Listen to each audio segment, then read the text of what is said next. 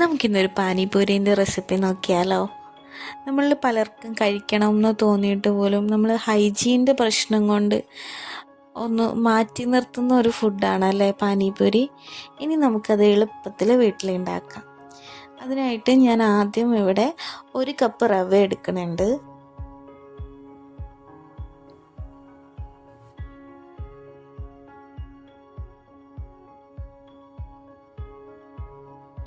ഇനി അതിലേക്ക് 1 സ്പൂൺ മൈദയാണ് ഞാൻ ചേർത്ത് കൊടുക്കുന്നത്.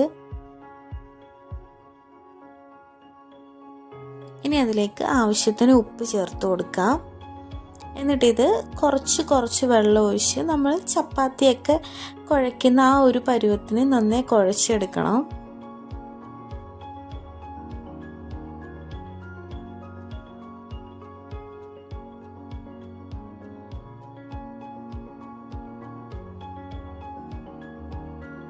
ഇങ്ങനെ കുഴച്ചെടുക്കണം. ഇനി നമുക്കിതൊരു 30 മിനിറ്റ് റെസ്റ്റ് ചെയ്യാനായിട്ട് വെക്കാം.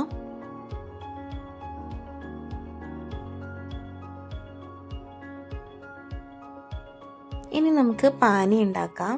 പാനി ഉണ്ടാക്കാൻ ഞാനൊരു ബൗളിലേക്ക് 1 നെല്ലിക്ക വലുപ്പത്തിലുള്ള പുളി എടുത്തിട്ടുണ്ട്. എന്നിട്ട് അതിനകത്ത് കുറച്ച് വെള്ളം ഒഴിച്ചു കൊടുത്ത് നന്നേ ഒന്ന് ഞെരടി എടുക്കണുണ്ട്.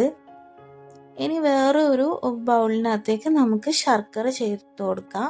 നമ്മൾ എത്രയാണോ പുളി എടുത്തേക്കുന്നത് അതേ അളവിൽ തന്നെ ശർക്കരയും ചേർത്ത് കൊടുക്കുന്നുണ്ട്. എന്നിട്ട് അതിനകത്ത് കുറച്ച് വെള്ളം ഒഴിച്ച് ഒന്ന് മിക്സ് ചെയ്തെടുക്കുന്നുണ്ട്.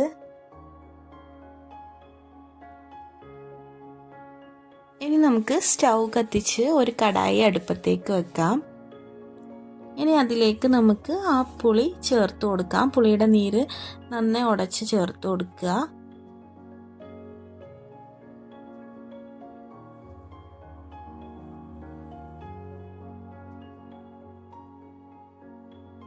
ഇനി അതിലേക്ക് ശർക്കരയുടെ വെള്ളമാണ് ഞാൻ ചേർത്ത് കൊടുക്കുന്നത്.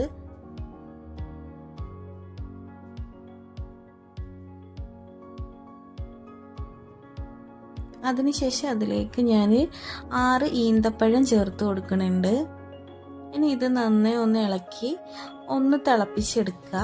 തിളച്ച് വരുമ്പോഴത്തേക്കും ഇത് നന്നായി കുറുകിയിട്ടുണ്ടാകും.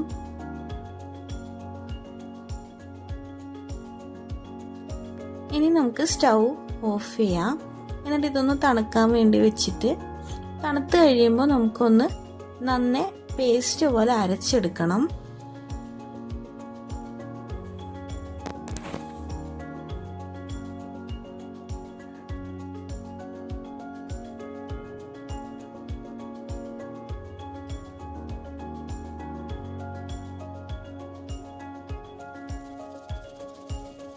ഇങ്ങനെ അരച്ചെടുക്കണം. നമുക്ക് വേണമെന്നുണ്ടെങ്കിൽ ഇങ്ങനെയും ചേർക്കാം. അല്ലാന്നുണ്ടെങ്കിൽ ഇതിൽ കുറച്ച് വെള്ളം കൂടി ഒഴിച്ച് ഒന്നും കൂടി ഒന്ന് മിക്സ് ചെയ്ത് ഒന്നും കൂടി വേണമെങ്കിൽ വെള്ളം നീട്ടി കൊടുക്കാം. ഇനി നമുക്ക് അടുത്ത പാനി ഉണ്ടാക്കാം. അതിനായിട്ട് ഞാൻ ഒരു പച്ചമുളക് ചേർത്ത് കൊടുക്കുന്നുണ്ട്. പിന്നെ കുറച്ച് മല്ലിയില, ഒരു ചെറിയ കഷ്ണം ഇഞ്ചി, പിന്നെ ഒരു നാരങ്ങയുടെ പകുതി മുറി നീരും ചേർത്ത് കൊടുക്കുന്നുണ്ട്. അത് നന്നായി അരച്ചെടുക്കാം. ഇനി ഈ അരച്ചെടുത്തതിലേക്ക് നമുക്ക് 1 സ്പൂൺ മുളക് പൊടിയും ആവശ്യത്തിന് ഉപ്പും ചേർത്ത് കൊടുക്കാം. വേണമെന്നുണ്ടെങ്കിൽ ഇതിലേക്ക് ഇപ്പോൾ വേണമെങ്കിൽ കുറച്ച് ചാറ്റ് മസാലയും കൂടെ ചേർത്ത് കൊടുക്കാം. ഞാൻ അത് ചേർക്കണില്ല. ഇനി നമുക്ക് പൂരി ഉണ്ടാക്കിയെടുക്കണം. അതിന് വേണ്ടിയിട്ട് നമ്മൾ കുഴച്ച് വെച്ചേക്കുന്ന മാവ് നമ്മൾ സാധാ ചപ്പാത്തിക്ക് പരത്തുന്ന കണക്ക് ഒന്ന് പരത്തിയെടുക്കുക.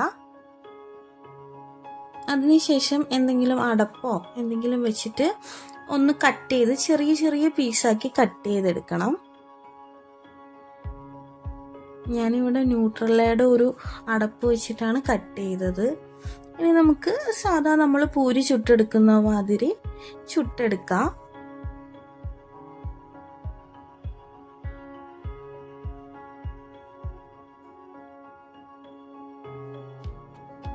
ഇനി നമുക്ക് അതിലേക്കുള്ള ഫില്ലിങ് റെഡിയാക്കാം. അതിനു വേണ്ടി ഞാൻ ഇവിടെ 2 ഉരുളക്കിഴങ്ങ് എടുത്തിട്ടുണ്ട്. ഓവർ അങ്ങ് ഉരുളക്കിഴങ്ങ് വെന്ത് പോവണ്ട. ഒരു 90% ഒക്കെ വെന്താൽ മതി. പിന്നെ അതിലേക്ക് നമ്മൾ എടുത്തേക്കുന്നത് സവോള അരിഞ്ഞതും മല്ലിയിലയും കുറച്ച് മുളകുമാണ്, മുളക് അരിഞ്ഞതാണ്, പച്ചമുളക്. അതിലേക്ക് ഞാൻ ആവശ്യത്തിന് മുളക് പൊടി ചേർത്ത് കൊടുക്കുന്നുണ്ട്. നിങ്ങൾ ചാറ്റ് മസാല യൂസ് ചെയ്യുന്നവരാണെങ്കിൽ ഈ ഫില്ലിങ്ങിലേക്ക് ചാറ്റ് മസാലയും ഇട്ട് കൊടുക്കാം. എനിക്ക് അതിൻ്റെ ടേസ്റ്റ് പേഴ്സണലി ഇഷ്ടമല്ലാത്തത് കൊണ്ട് ഞാൻ ചേർത്ത് കൊടുക്കണില്ല.